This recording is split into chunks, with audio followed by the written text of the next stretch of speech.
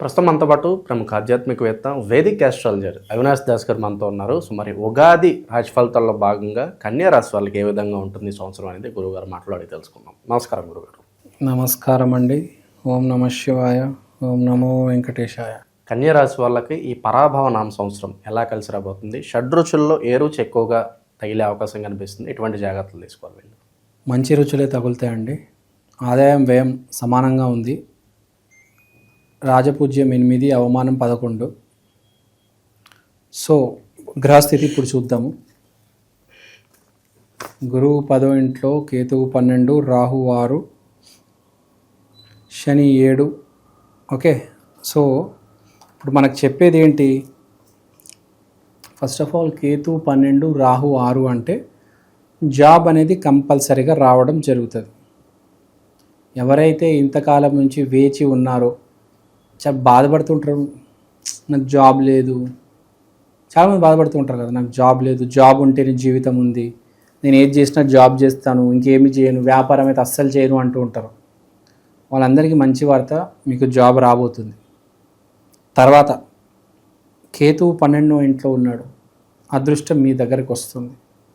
You will become spiritual. దైవభక్తి మొదలు పెడతారు, గుళ్ళకి వెళ్ళడం మొదలు పెడతారు. చాలామంది ఏమనుకుంటారంటే గుళ్ళకి వెళ్ళడం ఏంటి, గుళ్ళకి వెళ్తే ఏమొస్తుంది అనుకుంటారు. కానీ మీకు తెలుసో తెలియదో, రోజు గుడికి వెళ్తే 1 సంవత్సరం తర్వాత మనకు అదృష్టం అనేది ఒకటి పట్టుకుంటుంది. 1 డేలో ఏం కాదు, కానీ 1 ఇయర్లో చాలా జరుగుతాయి. డైలీ గుడికి వెళ్తే కంటిన్యూస్గా చాలా మంచిది. చీమ కూడా మీకు తెలుసు, ఒక రవ్వ చక్కెర తీసుకెళ్తూ ఉంటుంది, కానీ అది ఎక్కడైతే దాచిపెడుతుందో మీరు చూడాలి, మీకు అర్థమవుతుంది. ఎంతకాలంలో ఎంత అమౌంట్ అది సేవ్ చేసుకుంటుందో, వర్షాకాలంలో దానికి అది పనికి వస్తుంది, వాళ్ళ ఫ్యామిలీకి పనికి వస్తుంది. సో ఇక్కడ పాయింట్ ఏంటి, మీకు అదృష్టం అనేది పట్టబోతుంది. దానికోసం మీరు గుడికి వెళ్ళాలి, రెగ్యులర్గా వెళ్ళాలి, వెళ్తే మంచిది. అదృష్టమే చాలా ఇంపార్టెంట్ రోల్ ప్లే చేస్తుంది జీవితంలో. ఏ జాబ్ అయినా అవ్వచ్చు, వ్యాపారం అవ్వచ్చు. అసలు ఫ్రాంక్గా నేను చెప్పాలంటే జీవితంలో అదృష్టమే మొత్తం. మీరు ఏ ఇంట్లో పుడతారు, మీ కలరు, మీ హైటు, మీ మాట, మీ ఆలోచనలు, మొత్తం అదృష్టమే జీవితంలో. చాలామంది కష్టం అనుకుంటూ ఉంటారు, ఇది అది కష్టం ఏదో ఊరికి ఒక ఫ్యాక్టర్. ఇట్స్ ఆల్ అదృష్టం, నథింగ్ ఎల్స్. జీవితం ఈజ్ నథింగ్ బట్ లక్.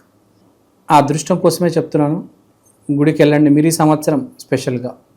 తర్వాత జాబ్ అయితే వచ్చి తీరుతుంది. ఫ్లాట్ కొంటారు, ల్యాండ్ కొంటారు, కానీ లోన్ మీద కొంటారు. మామూలుగా చాలామంది ఫుల్ పేమెంట్ ఇచ్చి కొంటూ ఉంటారు, కానీ మీరు మాత్రం లోన్ మీద కొంటారు. ఫ్లాట్ కావచ్చు, ల్యాండ్ కావచ్చు. వ్యాపారం కూడా లోన్ తీసుకొని మొదలు పెడతారు.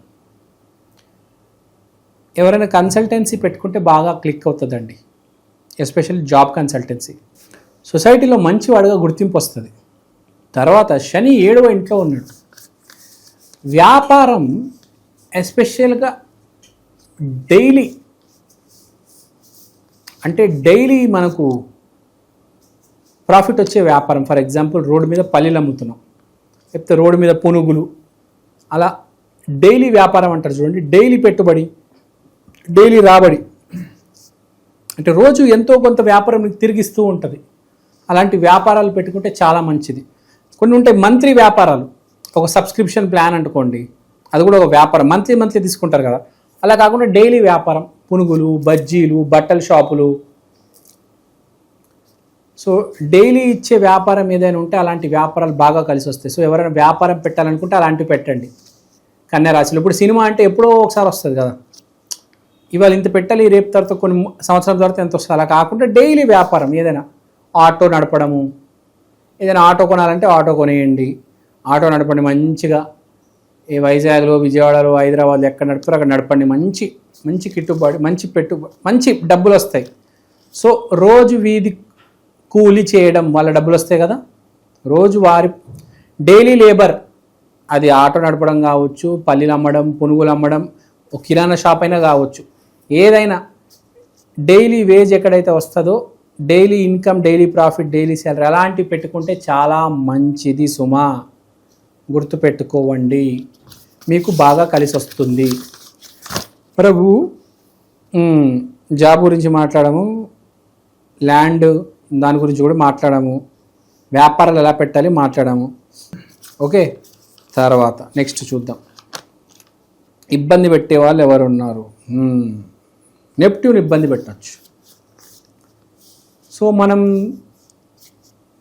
న్యూ వరల్డ్ ఆర్డర్ స్టార్ట్ అవుతుంది నెప్ట్యూన్ వల్ల. కాబట్టి ఇక్కడ చెప్పేది ఏంటంటే కొన్ని పరిహారాలు చేసుకుంటే బెటర్. కొంతమందికి జన్మజాతకం బాగాలేకపోతే ఇప్పుడు దీనికి వచ్చేద్దాం. Creativity, right. సో విపరీతమైన క్రియేటివిటీ ఉంటుంది. క్రియేటివిటీ అంటే ఏంటి? ప్రేమ. అమ్మాయికి బీటు కొట్టాలి, ఒక అమ్మాయి ఉండాలి నా జీవితంలో, నేను టూర్కి వెళ్ళాలి, గోవాకి వెళ్ళాలి, ముంబైకి వెళ్ళాలి, ఢిల్లీకి వెళ్ళాలి, కొత్త బట్టలు కొనాలి, కొత్త వాచ్ కొంటాను, నేను బాగా బతుకుదాం రా ఈ సంవత్సరం. ఇప్పుడు దాకా సరిగ్గా బతకలేదమ్మా, ఈ సంవత్సరం బాగా బతుకుదాం, మార్చేద్దాం జీవితాన్ని, లెటస్ చేంజ్ ద వరల్డ్ అని మంచి మంచి ఆలోచనలు వచ్చి మనిషి డ్రెస్సింగ్ మారుస్తాడు, జిమ్కి వెళ్తాడు, గర్ల్ ఫ్రెండ్ని మెయింటైన్ చేస్తాడు. కానీ నేను చెప్పింది గుర్తుపెట్టుకోవాల్సింది ఏంటంటే మీరందరూ గుడికి డైలీ వెళ్ళాలి, అది మర్చిపోవద్దు. నీ జీవితం చేంజ్ అవుతుంది, నీ హెయిర్ స్టైల్ చేంజ్ అవుతుంది, నీ ఖర్చు, నీ ఆదాయం మొత్తం చేంజ్ అవుతుంది. కానీ నువ్వు దేవుడిని మర్చిపోకూడదు. నువ్వు ఈ సంవత్సరం అదృష్టం చాలా ఇంపార్టెంట్ కాబట్టి నువ్వు తప్పకుండా మై డియర్ గుడికి వెళ్ళాలి, లేకపోతే ఇంట్లోనే పూజ చేసుకో, ఒక 5 minutes అయినా పర్లేదు. లక్ ఇంపార్టెంట్ ఈ సంవత్సరం నీకు, అది దేవుడి దగ్గర నుంచి వస్తుంది. లేకపోతే పేదవాడికి డబ్బులైన వస్తే దేవుడి దగ్గర నుంచి రావాలి, లేకపోతే పేదవాడిని బాగా చూసుకుంటే రావాలి. ఇద్దరినో ఎంచుకో, ఒకటి దేవుడిని ఎంచుకో, పేదవాడిని ఎంచుకో, లేకపోతే ఇద్దరిని ఎంచుకో. అది నేను కాపాడుతుంది, నేను బాగా చూసుకుంటుంది. నువ్వు ఏదైతే ఇస్తావో ప్రకృతిలో, ప్రపంచంలో నీకు అదే కదా తిరిగి వచ్చేది. జీవితం ఇబ్బంది పడుతూ ఉంటుంది. చాలా పెద్ద పదం వాడాను నేను జీవితం, ఎందుకంటే అక్కడ జన్మజాతకం అని పదం వాడాను కాబట్టి ఇక్కడ ఇది వాడాల్సి వచ్చింది. జన్మజాతకం బాగాలేకపోతే ఏది కలిసి రాదు, డైవర్స్ అయిపోతుంది, వ్యాపారం నడవదు, ఆరోగ్యం, షుగరు, బీపీ అన్నీ వచ్చేస్తాయి. సో అలాంటి వాళ్ళు ఏం చేయాలంటే చిన్న పరిహారాలు చేసుకోవాలి. ఫస్ట్ ఫిబ్రవరి 20వ తారీఖు నుంచి, లేకపోతే ఉగాది వేసుకోండి, ఉగాది నుంచి మీరు చేయాల్సింది ఏంటంటే బేసిక్గా విష్ణుమూర్తిని ఆరాధించాలి. విష్ణుమూర్తి మెయింటెనెన్స్కి, ఆపరేషన్స్కి, క్రియేషన్కి బ్రహ్మ, డిస్ట్రక్షన్కి శివుడు, మెయింటెనెన్స్ అండ్ ఆపరేషన్స్కి విష్ణుమూర్తి. మీరు విష్ణుమూర్తిని ఆరాధించాలి. తప్పకుండా విష్ణు సహస్రనామం చదవాలి.